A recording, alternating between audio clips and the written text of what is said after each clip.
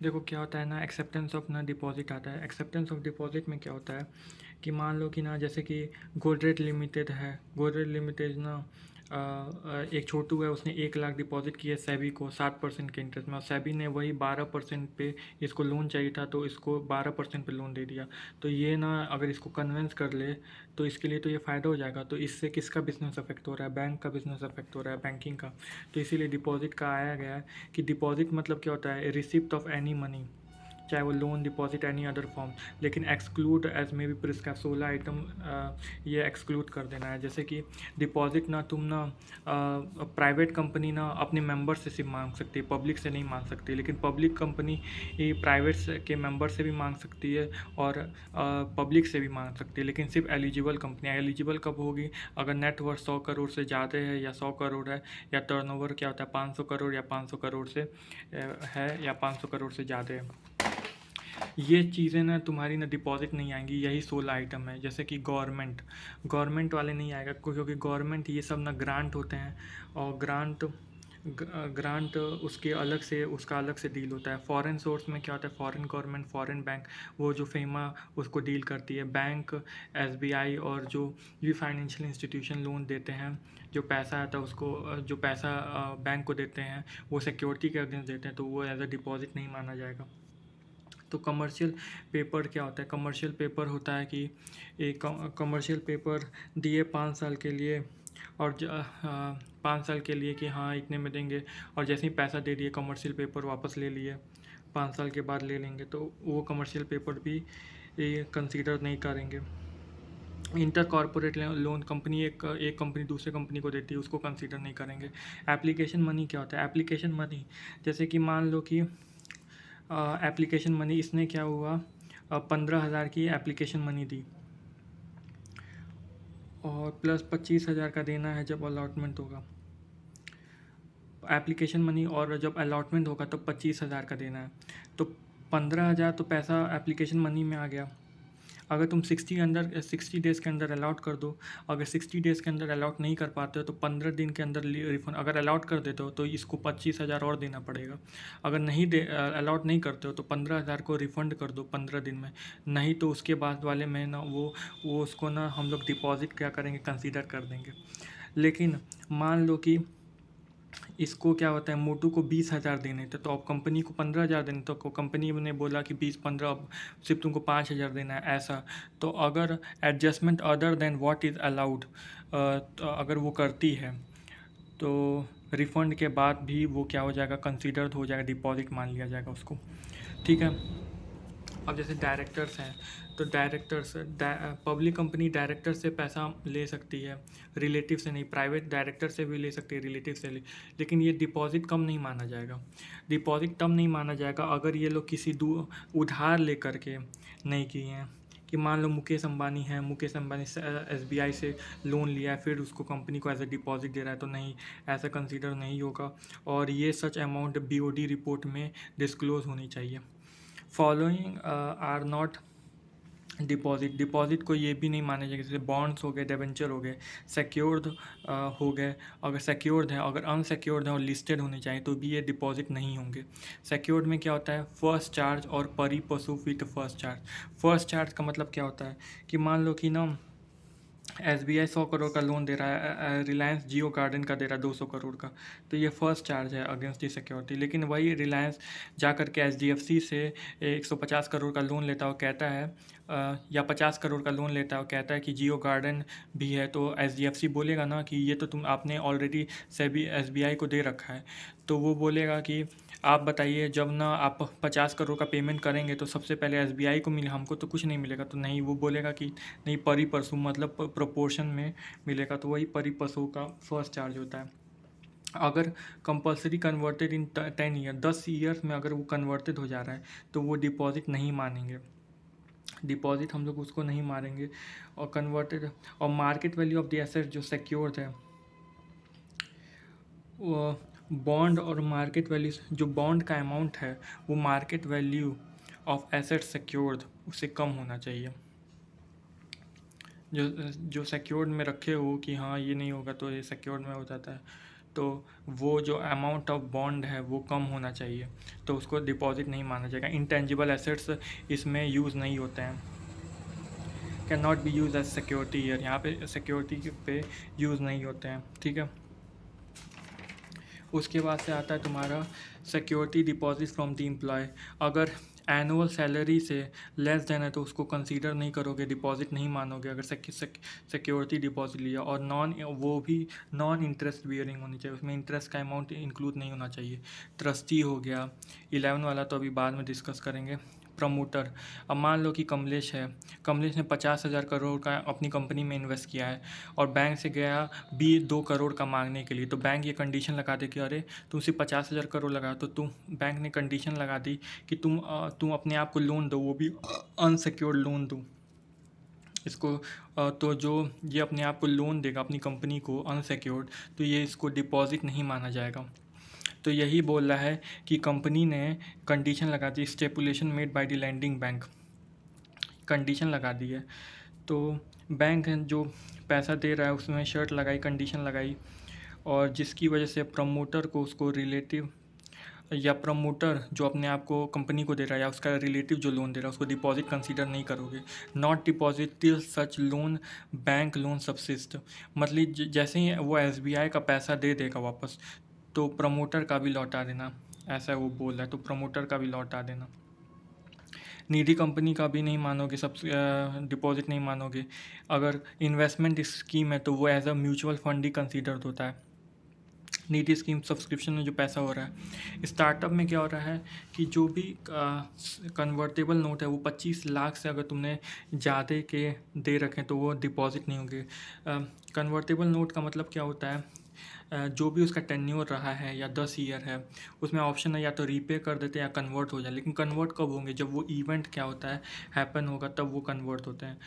और ये चीज़ तुम्हारी रजिस्टर्ड होनी चाहिए दीपिका में। दीपिका मतलब department for promotion of industries and internal trade, ये सेंट्रल गवर्नमेंट का डिपार्टमेंट होता है।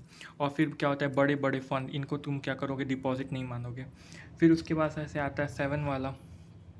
7 वाला क्या होता है, ordinary course of the business में जो कंपनी पैसा ले रही है ordinary course of the business में, अगर तुम गुड्स एंड सर्विस के लिए ले रहे हो, गुड्स एंड सर्विस के लिए, और सप्लाई कर दी हो विद इन 365 डेज में, तुम advance Leo supply of goods and service के लिए और उसको अपोर्शन कर दियो, मतलब कर दियो 365 डेज में उसको सप्लाई कर दियो, तो उसको डिपॉजिट नहीं मानोगे। अगर तुम advance Leo for the immovable property के अगेंस्ट में, इमूवेबल प्रॉपर्टी मतलब टोकन पे के लिए क्या कहते के लिए तुम एडवांस लिए और वो एडजस्टेड हुआ है उस प्रॉपर्टी से, तो वो एडजस्ट हो गया उस प्रॉपर्टी से, तो उसको भी डिपॉजिट नहीं मानोगे। अगर गुड्स एंड सर्विस सप्लाई के लिए एडवांस लियो, सप्लाई के लिए मतलब परफॉर्मेंस ऑफ कॉन्ट्रैक्ट के लिए एडवांस लिए हो, तो भी उसको तुम एडवांस नहीं मानो, मतलब डिपॉजिट नहीं मानोगे। अगर तुम लॉन्ग टर्म प्रोजेक्ट के लिए लियो कि पैसा मिले तो मैं प्रोजेक्ट स्टार्ट करूँ, तो उसको भी डिपॉजिट नहीं मानोगे। अगर तुम एडवांस लिए हो फ्यूचर सर्विसेज के लिए, और जैसे कि आईफोन की वारंटी है, मान लो 2 साल की आईफोन की या 5 साल की, लेकिन वो जो वारंटी है, जो सर्विस है, वो 5 साल से ज़्यादा नहीं होनी चाहिए। और बिज़नेस प्रैक्टिस जो भी है, जैसे आईफोन की, हाँ 5 साल तो बहुत ज़्यादा हो गया है, जेन्युइन नहीं लग रहा है कि हाँ 2 साल, तो 5 साल और 2 साल जो भी लोअर होगा, जो विच एवर इज़ लेस, उसको तो उसको डिपॉजिट तुम नहीं मानोगे। अगर एडवांस रिसीव्ड है और सेक्टरल रेगुलेटर अलाउ करता है, सेक्टोरियल रेगुलेटर अलाउ करता है, तो उसको डिपॉजिट नहीं मानोगे। और सब्सक्रिप्शन टू पब्लिकेशन, मतलब जो सब्सक्रिप्शन टू पब्लिकेशन है वो प्रिंट में और या इलेक्ट्रॉनिक में है, तो वो भी तुम डिपॉजिट नहीं मानोगे। Provided that if amount received goods and service immovable property long term project become refundable, पैसा वापस करना पड़ा, क्योंकि ड्यू टू क्या रीज़न था कि परमिशन नॉट हैव परमिशन ही नहीं थी, तुम्हारे पास लाइसेंस ही नहीं थे, तो ऑन द एक्सपायरी, तो 15 दिन के अंदर तुम पैसा दे दो। जैसे ही तुम्हारा 15 दिन के बाद होगा तो तुमको वो डीम डिपॉजिट मान लिया जाएगा। तो इसमें ये कह रहा है। और क्या होता है, ये क्या होता है, कंपनी चाहे वो प्राइवेट हो या पब्लिक हो, वो डिपॉजिट लेती है, किससे ले सकती है, पब्लिक से ले सकती है, मेंबर से मेंबर्स जो शेयर्स लिए होते हैं, शेयर्स में क्या होता है, हाई रिस्क होता है। तो क्या होता है, तो डिपॉजिट में रिस्क कम रहता है। तो डिपॉजिट मतलब मेंबर को भी इंक्लूडेड कर लो एक तरीके से। डिपॉजिट मतलब रिस्क कम है, तो इसमें मेंबर भी इंक्लूडेड ही रहेंगे। और इसमें सिर्फ ना एलिजिबल पब्लिक कंपनी ही आ सकती है जिसमें ये रहता है। तो कैसे पैसा लोगे, कैसे पैसा रेज़ करोगे, पब्लिक से, मेंबर से। और पब्लिक से करोगे तो 76, मेंबर से करोगे तो 73। तो 73 में क्या होता है, 73 अगर एक्सेप्टेंस ले रहे हो मेंबर से, तो सबसे पहले तुमको ना रिजोल्यूशन पास करना होगा। जनरल मीटिंग में तुमको ऑर्डिनरी रिजोल्यूशन पास करना होगा। फिर उसके बाद सर्कुलर DPT 1 में तुमको क्या करना होगा, सर्कुलर देना होगा। और सर्कुलर में क्या होता है, इशुएंस होना चाहिए। तो इसका रूल क्या है सर्कुलर का, ये सबसे पहले सारे के सारे मेंबर्स को होना चाहिए, सारे के सारे मेंबर्स को भेज दो। रजिस्टर्ड पोस्ट एक्नॉलेजमेंट ड्यू से, स्पीड पोस्ट, इलेक्ट्रॉनिक मोड पे, न्यूज़पेपर में आ जाना चाहिए कि एक्सेप्टेंस फ्रॉम मेंबर, और इंग्लिश में वेबसाइट पे आ जाना चाहिए। और ये अटैचमेंट भी आना चाहिए एक स्टैट्यूटरी ऑडिटर से कि तुम ना डिफ़ॉल्ट नहीं की हो पे रीपेमेंट में, और अगर की हो तो 5 साल में 5 साल बीत चुके हैं और गुड हो चुका है, सिंस इट वाज गुड। और सर्कुलर में ये सब तो इशूएंस, जब सर्कुलर तुम इशू करते हो तो ये सब चीज़ें तुमको लिखनी है। सर्कुलर कब होगा, जब ऑथराइज बाय BOD होगा, बोर्ड ऑफ डायरेक्टर। और इसमें तुमको आयुष को याद करना है। आयुष मतलब कि इसकी कैसे, उसमें लिखोगे कि फाइनेंशियल पोजीशन कैसी है, क्रेडिट रेटिंग एजेंसीज कैसी है, फिर डिपॉजिट कहाँ जाएगा, मतलब टोटल नंबर ऑफ डिपॉजिटर कैसे हैं, प्रीवियस डिपॉजिट कितना लिया था, अदर पार्टिकुलर्स। फिर उसके बाद सर्कुलर में ही तुमको, मतलब जिस दिन तुम सर्कुलर इशू कर रहे हो उससे कम से कम 30 दिन पहले ही तुम रजिस्ट्रार को signature of the majority of directors registrar को दे आओगे, रजिस्ट्रार ऑफ द कंपनी को। वैलिडिटी कितना होगा, जिस दिन तुम सर्कुलर इशू किए हो उसके ना from the end of the financial year 6 month की वैलिडिटी होगी, 6 मंथ की। या तो डेट ऑफ द AGM जो एक्चुअल है, या तो last due date of the holding AGM, इन तीनों में से जो भी अर्लीस्ट होगा। Last due date of the holding AGM, इन तीनों में से जो भी अर्लीस्ट होगा। और हाँ, 6 मंथ के बाद तो उसकी वैलिडिटी ख़त्म हो जाती है। तो मतलब कि अगर उसका टेन्योर 3 साल का जो भी है, तो मतलब हर ईयर में, हर नए ईयर में तुमको न्यू सर्कुलर इशूड करना पड़ेगा। तो ऑफ ईच सक्सीडिंग ईयर, तो ये सारा का सारा सर्कुलर का है। फिर सर्कुलर को और स्टेटमेंट ऑफ सर्टिफिकेट को तुम ना जा करके रजिस्टर कराओगे ROC के पास से। फिर डर आता है, द्र फिर उसके बाद से सर्टिफिकेट ऑफ स्टैट्यूटरी ऑडिटर, वो सर्टिफिकेट भी आएगा स्टैट्यूटरी ऑडिटर का कि हाँ कोई डिफ़ॉल्ट नहीं किया, डिफ़ॉल्ट किया तो 5 साल वो गुड कर चुका है और 5 साल बीत चुके हैं। प्रोवाइड सिक्योरिटी का मतलब क्या होता है, प्रोवाइड सिक्योरिटी मतलब प्रिंसिपल और इंटरेस्ट उसमें कवर्ड है, इसमें ये होता है। फिर प्राइवेट कंपनी में होता है कि ये जो 1 2 3 4 है सिक्योरिटी को छोड़ करके, वो चीज़ों को ना प्राइवेट कंपनी को करने की कोई ज़रूरत नहीं, मतलब सर्कुलर को भी नहीं करने की कोई ज़रूरत है। ना ही तुमको रजिस्टर ऑफ द कंपनी में तुमको रजिस्टर ऑफ कंपनी से रजिस्टर करवाने की ज़रूरत है। तो ये एक्सेप्शन है।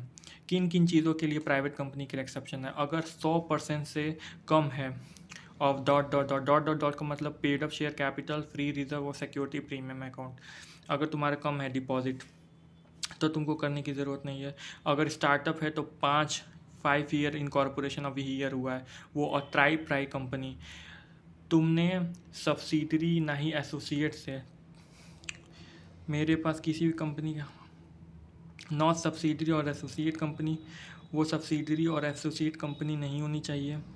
और बोरोइंग, जो भी तुम बोरो किए हो वो 2 into twice of paid up share capital और 50 करोड़ जो भी लेस है वो होना चाहिए, उसके अंदर होना चाहिए। और तुमने कोई डिफ़ॉल्ट नहीं किया है वो होना चाहिए। प्राइवेट कंपनी तुम्हारी सब्सिडरी और एसोसिएट तुम्हारी नहीं होनी चाहिए। और banking financial company board of director जो भी बोरोइंग कर रहे हो वो इन दोनों से, इन लिमिट के इन दोनों के अंदर होना चाहिए। और कोई डिफ़ॉल्ट नहीं की हो वो होना चाहिए, ठीक है। और maximum deposit from the members, कितने लोग से मैक्सिमम डिपॉजिट करवा सकते हो, तो अगर पब्लिक कंपनी अगर नॉर्मल है तो 35% करवा सकते हो, लेकिन अगर स्पेसिफाइड IEFSC पब्लिक कंपनी तो 100%। अगर प्राइवेट का अदर प्राइवेट कंट्री है तो 100%, लेकिन अगर स्टार्टअप है या ट्राई प्राई कंपनी है तो कोई लिमिट नहीं है। मतलब ट्राई प्राई कंपनी जो 10 साल है, स्टार्टअप यहाँ पे ध्यान रखना 10 साल होना चाहिए, तो वो इस लिमिट में कवर नहीं होती है। बाकी है कि हाँ 100% maximum deposit from the member, ये डिपॉजिट फ्रॉम द मेंबर, ये तो ये डिपॉजिट का है।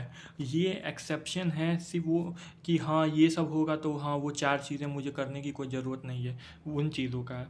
के पास सेक्शन नंबर 76 आ गया। अगर तुम पब्लिक से लोगे तो अगर कंपनी डिपॉजिट ले रही है पब्लिक से, तो वो तो पहली बार एलिजिबल पब्लिक कंपनी होनी चाहिए। तुमको पता है नेटवर्थ 100 करोड़ या उससे ज़्यादा होना चाहिए, टर्नओवर 500 करोड़ या उससे ज़्यादा होना चाहिए, और वो रिजोल्यूशन SR पास होना चाहिए। OR से काम नहीं चलेगा, लेकिन OR काम हो सकता है अगर डिपॉजिट क्या कहते हैं लेस देन है तुम्हारा 181C के अंदर, तो तुम्हारा OR से काम हो जाएगा। और ये सारे चीज़ क्या होता है, फाइल होना चाहिए किससे, रजिस्ट्रार ऑफ कंपनी के पास। ठीक है, रजिस्ट्रार ऑफ कंपनी के पास ये सारी चीज़ें फाइल होनी चाहिए। क्या होंगी कंडीशन, वही होगी कि तुमको क्या करना पड़ेगा, सबसे पहले पास करना पड़ेगा SR या OR। इन अ केस में भी OR जैसे ऊपर वाले में था, और सेम रिक्वायरमेंट है जैसे सेक्शन नंबर 73 क्लास 2 में था वैसे। क्रेडिट रेटिंग का क्या है, क्रेडिट रेटिंग एजेंसीज तुमको हर ईयर में तुमको क्रेडिट रेटिंग एजेंसी से करवाना पड़ेगा, और उसको ROC को in the form of DPT3 तुमको क्या करना पड़ेगा, उसको फाइल करना पड़ेगा। और मिनिमम इन्वेस्टमेंट ट्रेड रेटिंग ये भी तुमको देना पड़ेगा। ठीक है, तो मैक्सिमम अमाउंट ऑफ डिपॉजिट क्या कर सकते हो, कितना मैक्सिमम अमाउंट ऑफ डिपॉजिट। देखो कंडीशन क्या है, ये 3 कंडीशन है। क्रेडिट रेटिंग सही होनी चाहिए, मतलब हर साल फाइल कराओ, ROC को DPT3 फॉर्म में दो, और मिनिमम इन्वेस्टमेंट ग्रेड रेटिंग होनी चाहिए, उसमें कम से कम मिनिमम तो रहनी ही चाहिए।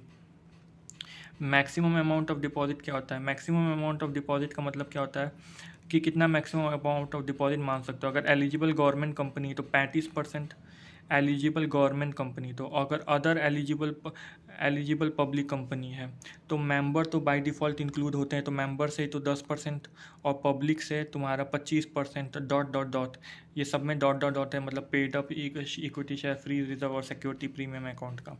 ठीक है, यही चीज़ें यहाँ पर भी लिखी हैं। रेटिंग देखो यहाँ पे लिखा है, rating shed not below the minimum investment grade trading से रेटिंग तो हो ही नहीं सकती है मिनिमम। फिर उसके बाद से उसमें से इशुएंस ऑफ सर्कुलर आएगा, लेकिन वो सर्कुलर को तुमको हर इंडिविजुअल मेंबर के पास जा के देना नहीं पड़ेगा। इसमें कुछ कॉमन पॉइंट आते हैं, जैसे क्या आता है deposit repayment reserve account. Deposit repayment reserve account क्या कहता है कि अप टू 30 अप्रैल या उसके बिफोर है, और not less than 20% of the amount of the deposit of the succeeding year. Not less than मतलब ज़्यादा होना चाहिए, 20% क्या होना चाहिए ऑफ द फॉलोइंग ईयर, 20%।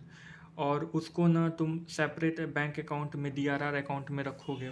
ठीक है, तो यही बोल रहा है कि 25 करोड़ का तुम्हारा 20% ये तुम्हारा करंट ईयर 24-25 में वो होना चाहिए। और अगर बीच में कोई ईयर है तो उसका मिनिमम तो कम से कम 10% तो मिनिमम बैलेंस तुम्हारा 20% ऑफ द करंट ईयर जो भी मैच्योर होगा उसमें होना तो चाहिए। जैसे 10 करोड़ है तो यहाँ पे 20% 2 करोड़ का तो रहना ही चाहिए।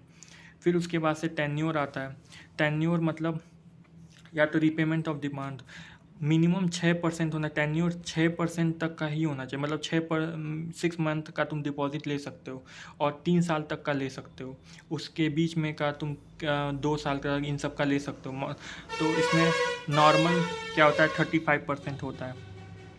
लेकिन अगर तुमको 3 मंथ से ज़्यादा का लेना है और 6 मंथ से कम का लेना है, तो मतलब 3 मंथ से ज़्यादा का लेना है, 6 मंथ से कम का लेना है, तो यहाँ पे आता है तुम्हारा on or after 3 month from the date of such deposit. On or after 3 month तो तुम क्या कर सकते हो, तुम 10% ले सकते हो, ये शॉर्ट टर्म फंड होता है। 10% तुम ले सकते हो, 10% ले सकते हो या 10% से कम कम का ले सकते हो of the paid up share capital. नहीं, वो dot dot dot paid up share capital free reserve security premium account का। ठीक है, फिर उसके बाद आता है सिक्योर्ड। सिक्योर्ड का मतलब क्या होता है? अगर ना डिबेंचर होल्डर या डिपॉजिट ट्रस्टी तुमको डिपॉजिट दे रहा है, कंपनी को सिक्योरिटी देना होगा, तो जो सिक्योरिटी देना होगा वो हर 30 दिन में रजिस्टर्ड वैल्यूअर से एग्जामिन होगी कि वो सिक्योरिटी इनफ है ना, और वो प्रिंसिपल और इंटरेस्ट से वो सिक्योरिटी तुम्हारी ज़्यादा ही होना चाहिए, और वो उसमें सिर्फ टेंजिबल आती हैं, इंटेंजिबल नहीं आती हैं। तो वही यहाँ पे लिखा हुआ है, वही चीज़ें यहाँ पर भी लिखी हुई है। ठीक है, फिर उसके बाद से क्या होता है? डिपॉजिट ट्रस्टी ये क्या होता है? ये फेवर कंपनी अपॉइंट करती है और ये favour against the deposit holder ये काम करता है। डिपॉजिट ट्रस्टी ये काम होता है। और डिपॉजिट ट्रस्टी तुमको कोई किसी को भी अपॉइंट करना है तो सबसे पहले उसका डिपॉजिट ट्रस्टी का रिटन कंसेंट तुमको ले लेना होगा। सर्कुलर इशू करने से पहले ही तुमको डिपॉजिट ट्रस्टी ढूंढ लेना होगा, और सर्कुलर इशू करने से एटलीस्ट 7 डेज पहले तुमको डिपॉजिट ट्रस्ट डीड बना लेना होगा। तुमको डिपॉजिट ट्रस्ट डीड तुमको कर लेना होगा। अब जो डिपॉजिट ट्रस्टी है उसकी क्वालिफ़िकेशन क्या क्या हो सकती है? क्वालिफ़िकेशन मतलब कि वो director KMP of officer of employ of cash, जो डायरेक्टर KMP या कोई कैश दे रखा है, कैश का काम कर रहा है, या वो खुद डिपॉजिटर है उस कंपनी में, तो वो नहीं हो सकता है। अगर तुमने कंपनी के सब्सिडरी और होल्डिंग के किसी में कुछ भी तुमने डेप्ट दिया तो तुम नहीं बन सकते हो डिपॉजिट ट्रस्टी। अगर तुम किसी के गारंटर हो तो तुम नहीं बन सकते हो। अगर तुम्हारे पैसे का रिलेशनशिप है, पिक्योरली रिलेशनशिप है, तो तुम नहीं बन सकते हो। और related to the any person specified in A above, जो ए है, जो जो डायरेक्टर था, KMP था, जो भी कैश से है, डिपॉजिटर है, उसका रिलेटिव, वो भी नहीं बन सकता है। अगर तुमको लगा कि रिमूवल ऑफ ट्रस्टी करना है, मान लो ट्रस्टी तुमने अपॉइंट कर लिया जो डिपॉजिट होल्डर पे काम करेगा, और उसमें तुमने सर्कुलर में DPT1 में तुमने जो भी कर लिया, DPT1 या जो भी तुमने वहाँ पे DPT2 में सर्कुलर, सॉरी यहाँ पे DPT1 लिखा है, DPT2 में सर्कुलर इशू कर लिया जो भी, फिर उससे तुमने उन लोग से पैसे मंगवा लिए। अब तुम डिपॉजिट ट्रस्टी को हटाना चाहते हो, तो तुमको क्या करना पड़ेगा? सबसे पहले सारे के सारे डायरेक्टर का प्रेजेंट एट द मीटिंग उनका कंसेंट होना चाहिए, और अगर इंडिपेंडेंट डायरेक्टर हैं तो कम से कम एक इंडिपेंडेंट डायरेक्टर होना चाहिए। और उसी का यहाँ पे क्या कहते हैं, एग्जाम्पल सर ने बताया, कम से कम एक, क्योंकि यहाँ पे इंडिपेंडेंट डायरेक्टर एक भी नहीं है। इंडिपेंडेंट डायरेक्टर है लेकिन एक भी का अप्रूवल नहीं है, तो इसलिए यहाँ पे हटाया नहीं गया है। ठीक है, फिर उसके बाद से क्या होता है? अब आता है meeting of the deposit holder. अगर greater than 1/10 in value of the outstanding deposit, 1/10 से ज़्यादा जो आउटस्टैंडिंग डिपॉजिट के वो लोग हैं, अगर वो लोग बोलते हैं कि मीटिंग रखनी तो रखी जाएगी, या तो डिपॉजिटर या तो उसके ओपिनियन के हिसाब से, डिपॉजिट होल्डर ट्रस्टी के हिसाब से, उसके ओपिनियन के हिसाब से interest of the depositor affect हो रहा है तो वो खुद मीटिंग को बुला सकता है। ठीक है, फिर उसके बाद रजिस्टर ऑफ द डिपॉजिट बनाना होगा कि उसका डिपॉजिट जो किए हैं उनका नाम क्या है, ये सब है। उसके बाद से अगर जो डिपॉजिट रजिस्टर हैं, अगर उसमें तुमको कोई एंट्री करनी है, एंट्रीज इन द रजिस्टर, वो जब डिपॉजिट रिसिप्ट इशू कर दोगे विथ इन डिपॉजिट इशू, जब डिपॉजिट रिसिप्ट इशू कर दोगे तो भी तो एंट्री कर सकते हो।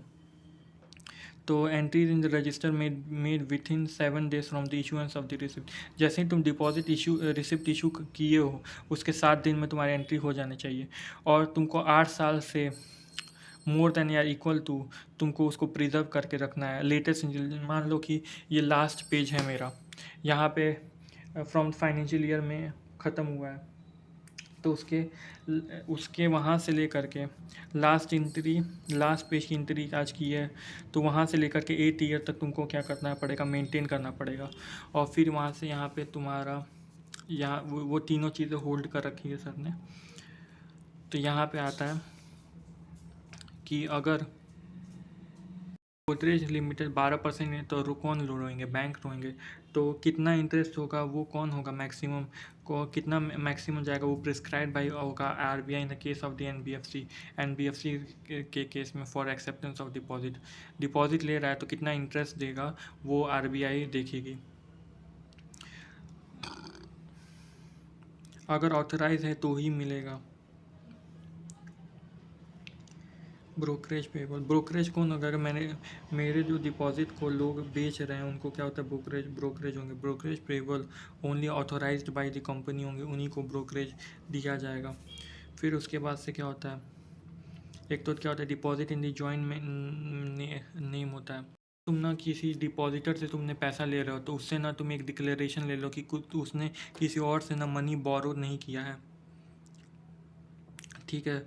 और उसके बाद से क्या होता है, ये सेम आया था जब आप डायरेक्टर से पैसे ले रहे हो तो डिपॉजिटर मतलब नहीं मानोगे, मतलब ये किसी में आया था, देख लेना इसको। Deposit in joint name, joint name deposit jointly मतलब सबको अलग अलग डिस्ट्रीब्यूट कर दो। डिपॉजिट इन जॉइंट नेम, अगर तुमने 3 लाख का रुपये लिया है और मैच्योरिटी तुम्हारा 3,05,000 पर देना है तो तुम क्या कर सकते हो? जॉइंटली मतलब कि सबको अलग अलग डिस्ट्रीब्यूट करो, ईदर और सर्वाइवर, तीनों में किसी को भी दे दो या जो भी सर्वाइव कर रहा है, या फर्स्ट नेम और द सर्वाइव, या तो पहले नाम को दे दो, या तीनों